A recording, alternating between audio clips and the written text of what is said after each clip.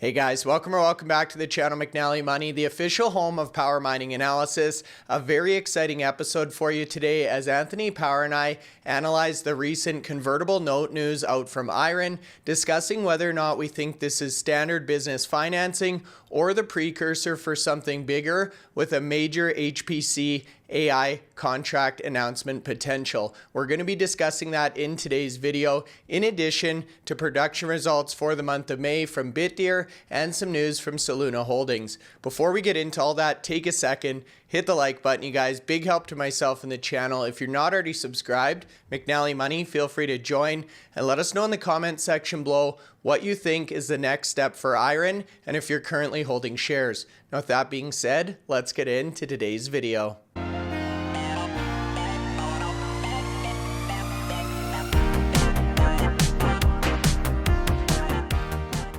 Okay, guys, happy hump day Wednesday. We're halfway through the trading week. Anthony, we've got a real special podcast today. We're going to be taking a look at the recent news out from IREN in relation to their convertible note, but more importantly, what this signals to the market. Is this part of regular standard business operations? Is this the precursor or signaling there's some sort of greater HPC AI deal under the surface?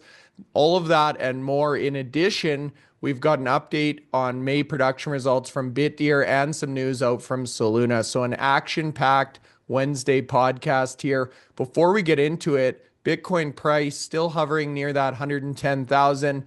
Yeah, and we'll cover the IREN update in quite a bit more detail. Bitcoin price, like you say, 110,000. Let's hope that's the new range because, 2 days ago we were talking about it in the 103, 107,000 range. We're now sort of treading water in this 109, 110,000 range last couple of days. Doesn't look like there's any downside at the moment, but the volatility of Bitcoin and the mining stocks can change quite quickly. But we're happy where it is at the moment. It's only a couple of thousand away from the all-time high, and I think we'll see that imminently happen before the end of the month, maybe the end of this week. I certainly do too, and we've really been on a roll. We were saying before we started filming, the miners have been green at least for 4, 5, 6 sessions, I think, consecutively here. So starting to see some of those bullish catalysts, the re-rating, the HPC multiples, the Bitcoin price, hash price going up, obviously in the right direction. So a lot of excitement there. But again, I'm excited today about IREN. The reason for this, Anthony, is I was scrolling through X last night. Literally every single post was about IREN or Dan Roberts. There is so much excitement in the community about this company, so much expectation on the horizon, and that's what we're going to digest in today's podcast. So last night, they came out with a press release announcing this proposed convertible note. Today, we get the details of this. IREN coming out with an upsized $500 million convertible note. And there's a lot to unpack in this press release. No, absolutely. And very quickly came out with a revised update. I mean, like you say, the update yesterday came out, towards the latter part of the day and after market. And today's update came out very early in the morning. So, not long between both updates, but obviously changed over a date in the timeline.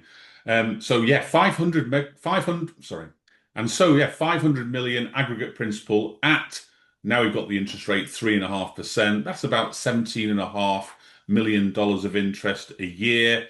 They're due to be converted in 2029, and they've been offered in a private offering to qualified institutional buyers pursuant to Rule 144A of the Securities Act 1933. So people buying these know what they're actually buying, understand them.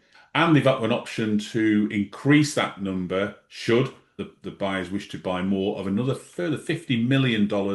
And that has to be exercised within a period of 13 days from when the notes are issued. So potentially 550 million at this 3.5%. And this bodes really well for IREN in terms of, that cost of capital coming down in terms of what they're going to be using this for, and the fact they're able to raise this amount of money to help them get through what they need to in this near-term period. Great. So let's start there, Anthony. You brought up an excellent term we've heard a lot of in the Bitcoin mining space right now, cost of capital. So we'll talk about some of the other details of this transaction in a second, but you just mentioned that interest rate of 3.5%. We've seen some other convertible notes in the sector ranging from 0% all the way up into the high single digits. How do you feel in terms of the interest rate IREN made out here? Do you think if they had waited until potentially a deal was on the table, they could have accessed better capital rates? Can we get your thoughts there? Potentially, we noticed that Core Scientific, when they went for their convertible notes, they had a client in place that was CoreWeave. They were able to get 0% in terms of interest rate. Yes, there is a premium in the share conversion, and you would expect that in these type of convertible notes. There's a a little bit more than 3.5%. Otherwise, investors wouldn't be just putting their money away to achieve 3.5% a year in terms of you know where bonds are at the moment. They certainly have better opportunities to put it elsewhere. Now, the thing with IREN is they've not issued any notice of a client's name. What they're trying to do, from my perspective at the moment, obviously, and we talked with Dan in the podcast about this, is to deliver Horizon One by the end of this year, by Q4, get that energized. That's the first part of their AI co-location strategy in place. They're using the Childress site there, the remaining power that's available at Childress site to deliver this. And we know from the way they've built out the facilities to get to 50 exahash of mining, they can do this very, very quickly. They've got a skilled workforce in place there. This is now, as we're getting to the end of June, where they're going to deliver all their Bitcoin mining facilities online. They've then got the next 6 months now to really focus on delivering Horizon One, and I wouldn't bet against them to deliver that. Now, when you haven't got a client named at the moment and you're doing all the preparatory work, maybe the market, gives you some benefit, in terms of a lower cost of capital. 3.5% is, compare this to what miners were paying in terms of borrowing against Bitcoin mining machines back in 2022. And even some of the big miners were paying 17, 18%. This is a massive reduction in terms of interest on those type of deals there. I suppose if they come out and said, it was Amazon or Meta were going to be the clients, I'm sure the market would have reacted more favorably and give them probably twice as much and half the amount of interest or even zero interest rate there. But this is a really good deal. As I say, we've seen the likes of Core Scientific achieve very low interest rates, also with the likes of Mara and Riot Platforms. We saw Bitdeer on their convertible note. I think it was 8.5%. So again, it depends how the market is seeing this. Obviously, IREN are putting a lot of information out there. They've got a lot of power, and we know they've got the Sweetwater sites there that have starting to be worked on now, breaking ground, power to be energized, and sort of like those sites to be up and running sort of probably about a year 2027 into 2028. So they've got some long-term aspirations to get some significant power online there. But the focus at the moment, deliver Horizon One. That's the big challenge at the moment. And remember, Dan talks about what they needed to deliver Horizon One in terms of financials by the end of the year. He certainly did. And we've actually got some sound clips from that most recent interview. So I'll play this one for you next up, Anthony, lining up very nicely, basically stating they need $250 million. Then we'll get your thoughts on how this convertible will help support that goal. And we said this, and this kind of dovetails into the funding conversation. We need $250 million total across the rest of this year on a net basis, or that's what we expect to need, to complete the 50 exahash, complete Horizon One, and complete a lot of site preparation works at Sweetwater. So that includes site grading, internal roads, substations, transformers, stepping down the high voltage power, and basically getting it site ready for construction and utilisation at a data centre. And so this fits in really well in what this convertible is going to deliver. Now, bear in mind, there are some fees to set up the convertible note, around about $15 million, $16 million there. There's also fees towards the cap call itself. I think that's another $50 million. And I think they've allocated close to $100 million in terms of share buybacks as well. So if you look at all those amounts there together, that probably gives IREN, a little over $300 million, which really brings you back to what Dan was stating before. He needs 250 million to deliver Horizon 1 and complete all the costs of the machines in terms of mining machines that they're fitting into their 50 extra. Remember, when Bitmain agreed that deal with IREN got something that no other miner had previously received from a supplier. They got a benefit to pay some of the costs after the actual delivery. We've talked about this before on podcasts. When miners buy mining machines, effectively, it comes in three payments. All payments are to be provided before the machines are actually physically delivered, so there's no issue there. But Bitmain gave IREN a 20% delay in paying the final payment to after the machines were delivered. And I think there's a significant time after. So Dan's obviously come on the podcast, explained about needing to pay for those mining machines, needed to pay for Horizon 1 to be completed, and also to cover some of the groundworks at Sweetwater 1 and 2 there, to start that working there. Because once Horizon 1 is up and running, and in his words, by the end of this year, that sets them really up well then to show that they've delivered a great project at Childress, moving on to Sweetwater 1 and 2, which has at the same time started the preparations to deliver, similar infrastructure, but on a far bigger scale at those two sites. Yeah, it certainly does. Now, I wanted to talk about the capped call component here a little bit, Anthony. We've seen this a lot in the Bitcoin mining space. So I wanted to break it open and analyze exactly what these are, why they're being used, and the details of how this works. So if you take a look at where a capped call is most useful, the third point here, managing stock price volatility. We've talked about volatility in the Bitcoin and Bitcoin mining sector extensively on the channel. We know these companies are extremely volatile.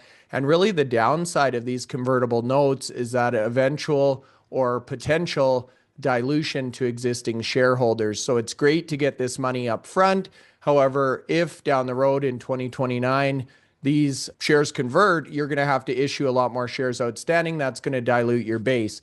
So what these companies are doing is entering these capped call transactions, as the name implies, using call options. So basically buying the right, but not the obligation to purchase their own shares at a future date and price.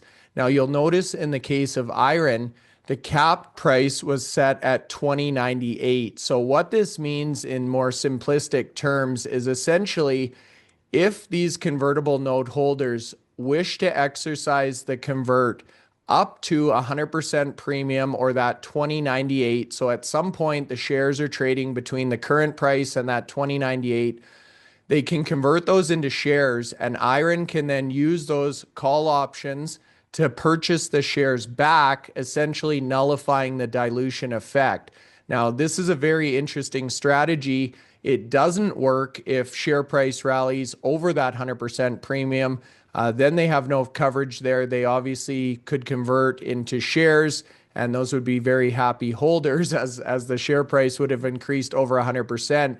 But below that $20.98, they've got some dilution protection, and that's essentially what these companies are doing and why they're reserving this money for the share repurchases or this capped call transaction. So, Anthony, I know that's a bit of a mouthful. That's my understanding of how this works. What are your thoughts on this capped call, hedging or protection for these companies? Yeah, we've seen a number of the miners operate the same type of transaction when they're going for these convertible notes. And you're right, it is protecting the company from having to issue significantly more shares in a short period if the share price spikes. So, obviously a good risk strategy from IREN to cover themselves on that there. And the funding is key for me. To get that funding now, to go and deliver Horizon 1 without any issues whatsoever, that will set the market up. And they haven't gone out there and accessed the ATM to a certain extent to deliver that amount of money. We'll find out after the next quarter how much of the ATM they've used since the end of the previous quarter.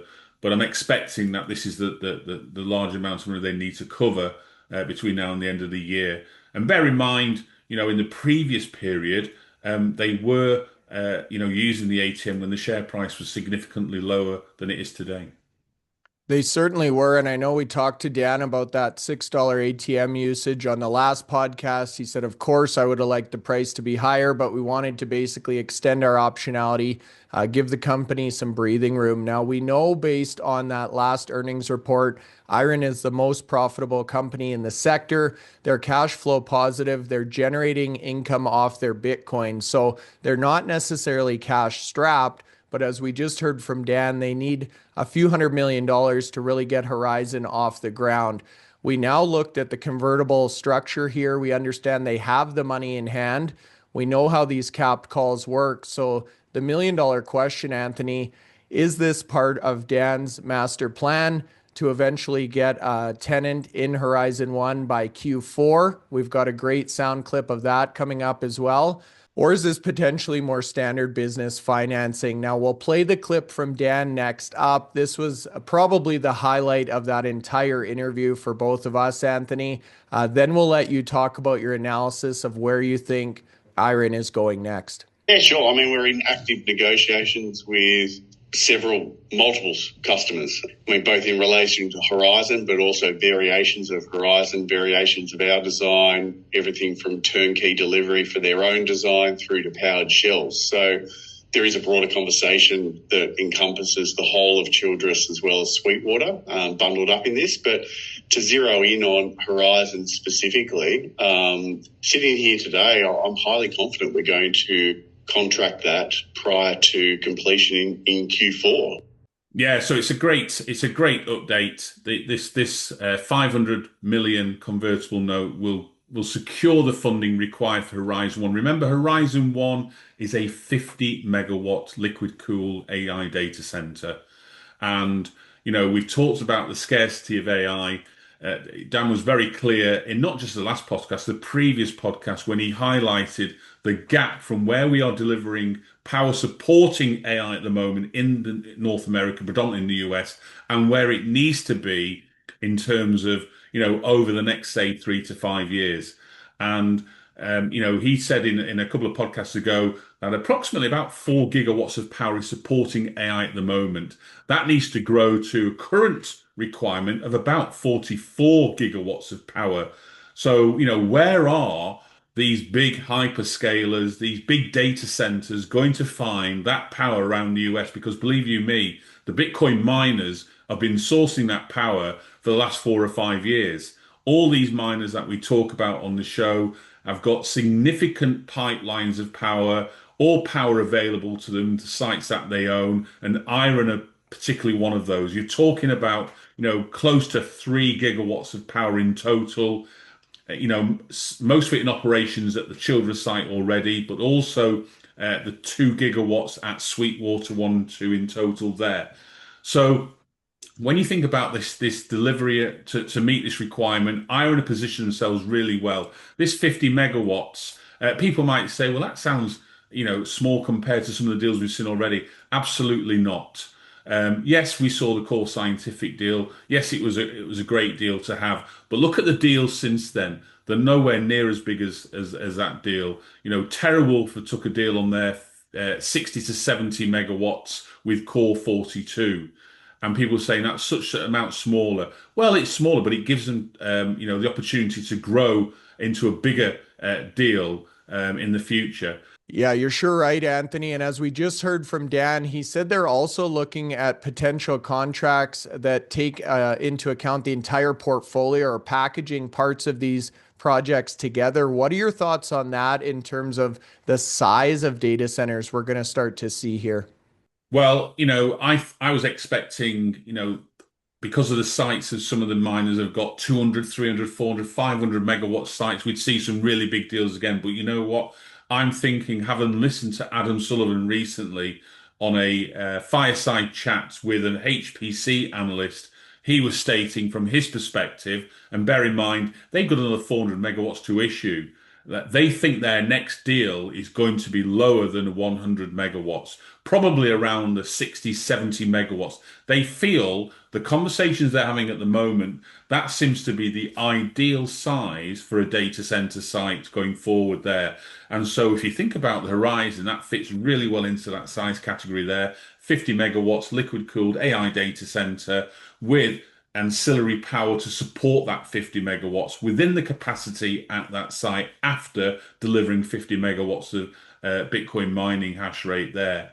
And believe you me, one step further from Dan Roberts on the last podcast, if, and it's a big if, obviously, if the HPC is going to deliver the returns that everybody expects it to deliver or anticipates it deliver, and takes away the uncertainty from Bitcoin mining, he actually said he's prepared to turn the whole of Childress into a HPC AI site, which I thought was a really interesting observation to come out with on the podcast itself, because I wasn't expecting that there. I mean, they're setting the standard as probably the most efficient and have the best monthly operations as a Bitcoin miner. They're now focusing on HPC.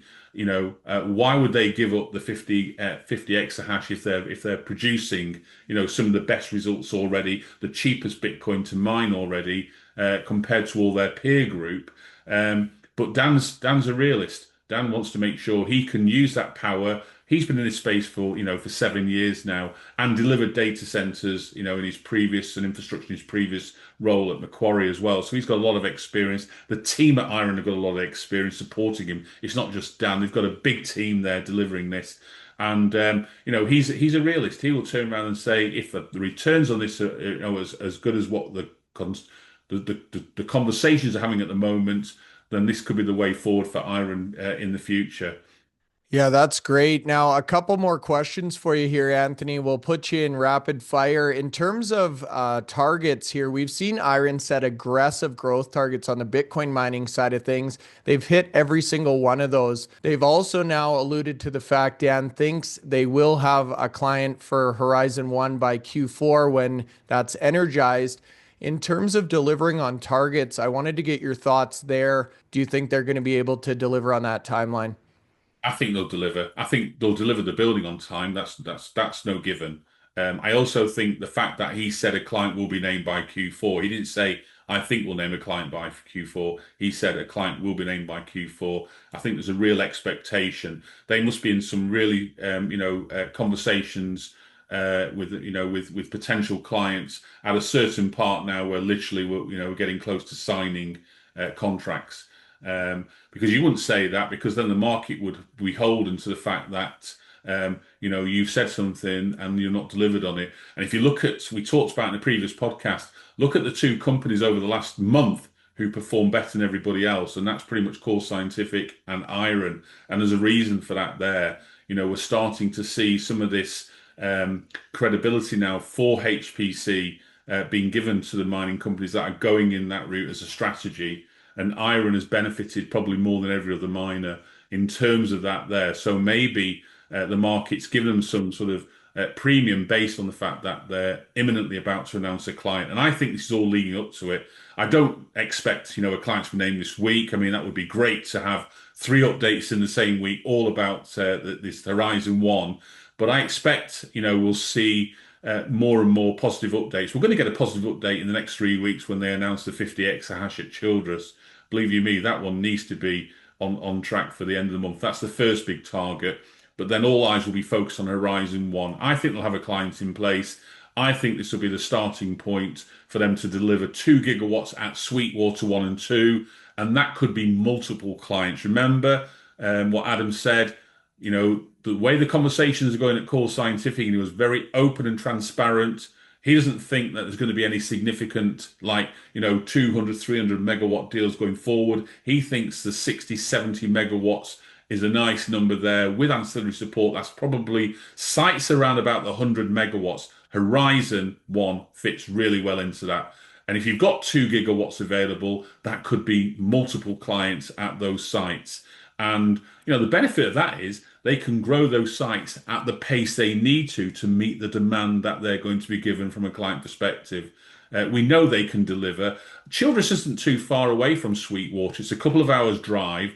So the workforce that they're having at Childress at the moment could switch very quickly to Sweetwater 1 and 2 and continue the good work at those two sites to deliver what they need for the future as and when required, thereby bringing in sufficient revenues from what they deliver from Bitcoin mining and from the initial Horizon 1 project to help cover some of the build out for Sweetwater 1 and 2.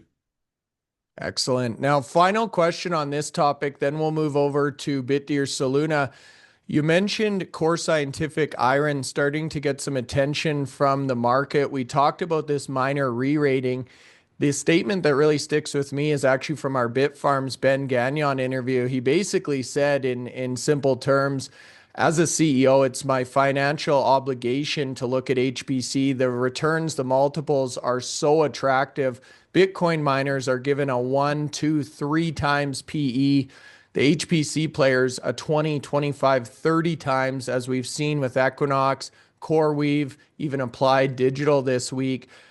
His statement was, hey, we don't even need to capture all of that. Even if we can move from a 2 to a 5, an 8, a 10, a 12, not even anywhere close to the 2025 multiples, we're still in considerably better situation than we are as pure play Bitcoin miners. So in closing, Anthony, do you think the re-rate on companies like IREN and Core Scientific have started or not yet until we get those revenues in the door? I think it started, and I think if we show the chart today showing the monthly change in the last month, it highlights quite quickly those mining companies that are putting forward, positively, large co-location projects like the likes of Core Scientific, like the likes of Riot, like the likes of IREN, like the likes of Hut, TeraWulf, Cypher Mining, Bit Digital. You can even go down as Hive and DMG as well. They're all delivering, over 10%. And in terms of Cores and IREN, 27 and 35% increase in share price in the last month. Look at the ones that are just doing, at the moment, pure play Bitcoin mining. Mara, 3%. Bitdeer, although they've announced they're going to use some of their sites, their share price is at 0% change over last month.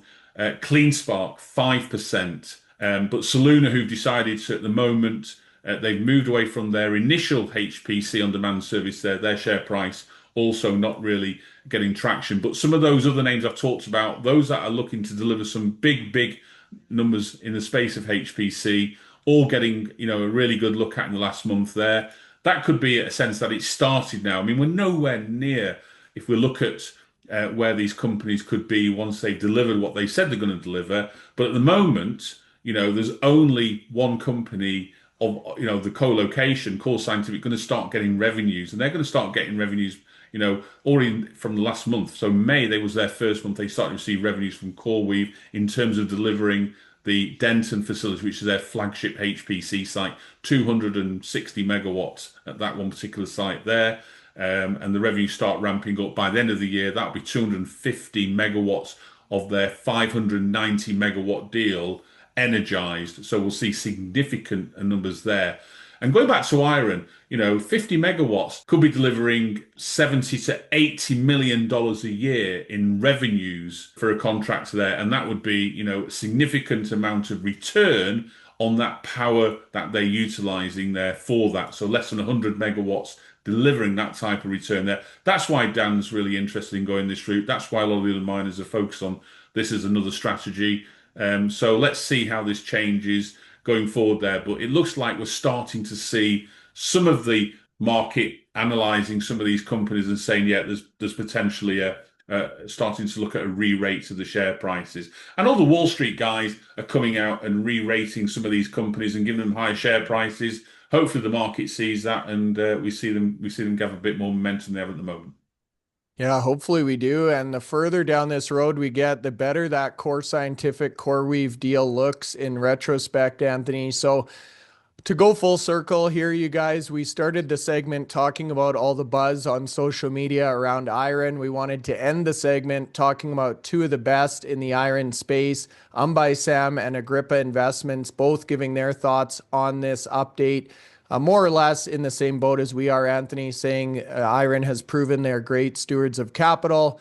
They're a profitable business just based on Bitcoin mining, all costs in. So obviously they're going to be using this for some sort of capital or site development, which is exactly where we think the money is going as well. So an excellent update, an excellent segment. Most importantly, let us know in the comments below what you think is going on at IREN, whether you think this is the precursor of something big yet to come, or potentially just regular business financing and operations. With that being said, Anthony, next up, Bitdeer. So you just made reference to them flat over the last month. They were obviously on that monstrous run in Q4 of last year. A good month in May, up 18% in terms of Bitcoin production, and then some great updates on both facilities and the SealMiner platform. Yeah, so as you can see from the chart I've put together, which compares May to April, Bitcoin mine 196 compared to 166. Yes, there was an extra day in May that allows for about 3% of it, but 18% increase. Now, what tells me is that the hash rate that they rose in April was obviously probably towards the end of the month, and they've utilized most of that hash rate during the month of May and grown it by a further 1.2 exahash through the month there. So that accounts for obviously the increased Bitcoin production. Operational power that they've got operating at the moment across their sites, it remains the same at just under 1100 megawatts of power. They've got total contracted capacity of power of 2.69 gigawatts.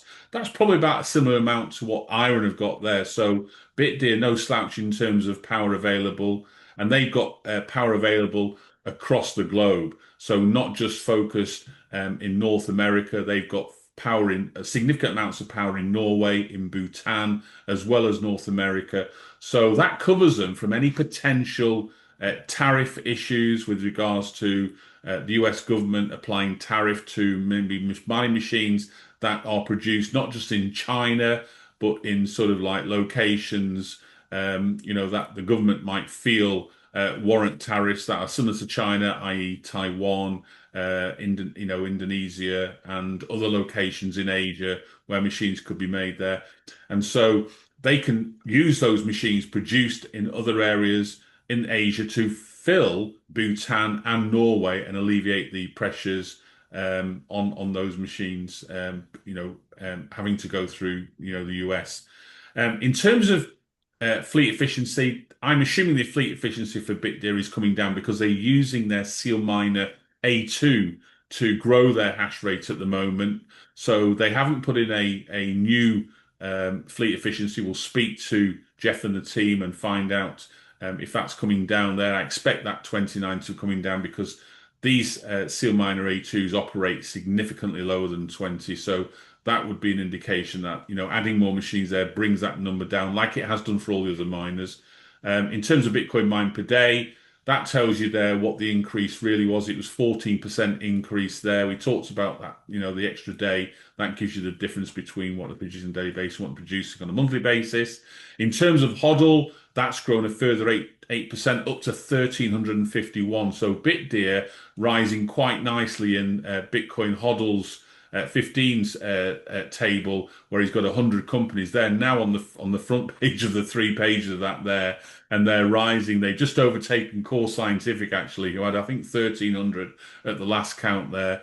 And so that HODL has got a value of $141 million. It's a great position to be in there. In terms of achievements during the month there's the manufacturing of the A1, A2 is still progressing. 3.9 exahash of A1 energized and 9 exahash of A2s has been produced. And an additional 1.5 exahash of A2 rigs are in the final assembly. So bear in mind, don't forget there's customers out there as well, not just all going to their facilities. If you look at what was shipped in May, 2.9 exahash of mining was shipped in May. And including 1.6, which was sold externally. So that's going to other customers. And then they deployed 1.6 exahash to Texas and Norway with 2.6 in transit and 1.9 pending shipment. What does that mean for them in terms of progressing their hash rate? Well, they still expect to get to 40 exahash by the end of October this year. So at 13.5 at the moment, we talked about IREN and CleanSpark trying to get their totals.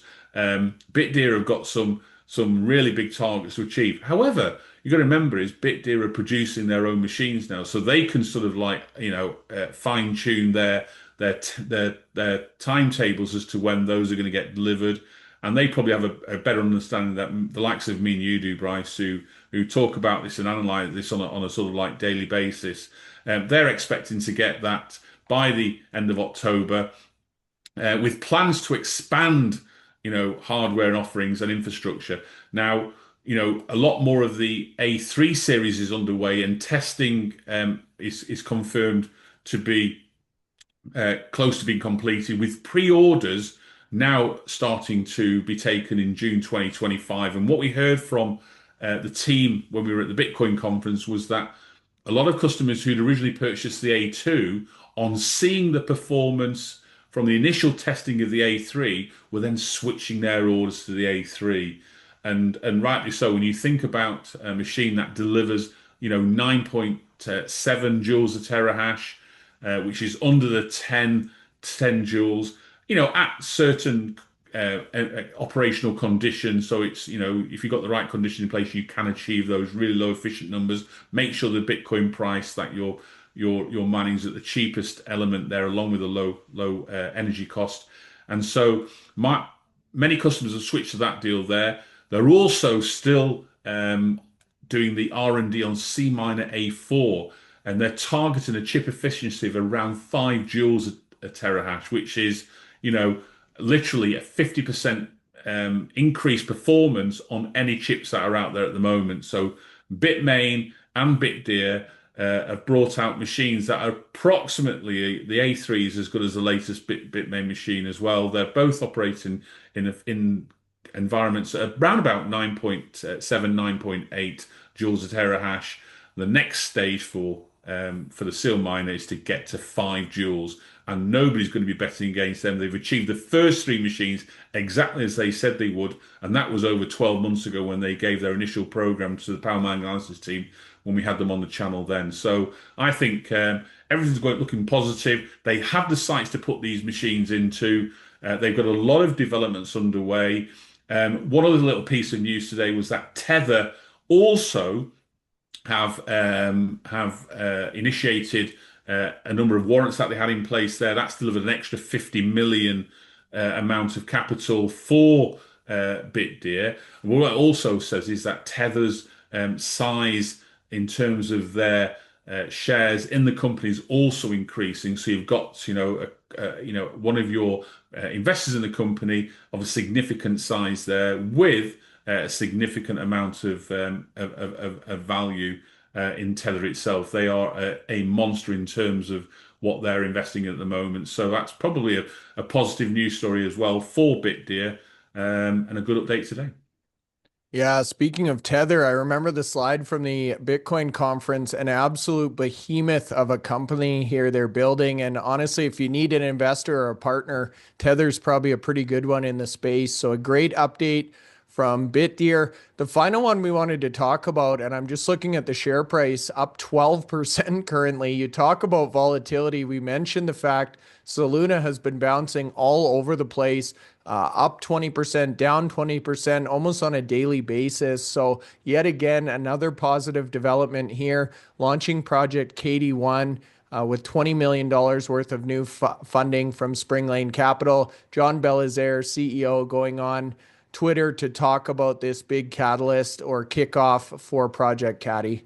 Yeah, and we got to see John at the Bitcoin conference, and that managed to get some photographs with him, and get a brief update on how the team's performing. Met some of the rest of the team there, so all things going really well for the company. The issue they've had is all about raising capital. Here's a great update with 20 million in new funding to support Project Catty 1, with a further 100 million more. This is the sort of the funding that they need to deliver some of these, these projects. And then they'll talk about profit share once to the other end there. But, if you're profit sharing some of these projects, which are, maybe some of the co-location HPC projects, where the net margins, the net income from these projects deliver significantly more than the current Bitcoin mining projects. This is, even from a profit share, it's going to be great for the likes of Soluna. And remember, at today's price, between $7 and $8 million as a market capitalization. And we're talking today about an update that probably gives them another potentially $120 million to deliver there. So do a lot more research into Soluna. It looks like it's under the radar from the market perspective at the moment, but they are certainly punching above their weights in terms of projects. And they've got a number of projects on the go at the same time this year. So we'll keep abreast of those and give you more updates as they come through. Yeah, we certainly will. Keep in mind, you guys, Core Scientific was a penny stock not too long ago, and look where they are now. So that's why we love this sector. There's so much growth, so much opportunity, and obviously never-ending news, which we love to cover and stay up to date on. So with that being said, you guys, hit the like button. Feel free to subscribe. Let us know in the comment section below your thoughts on IREN, Bitdeer, and Soluna Holdings. We'll see you back here tomorrow for our big interview with Sam Tabar, Bit Digital. Talk about HPC AI expansion. Should be a doozy. Thanks so much. We'll see you then.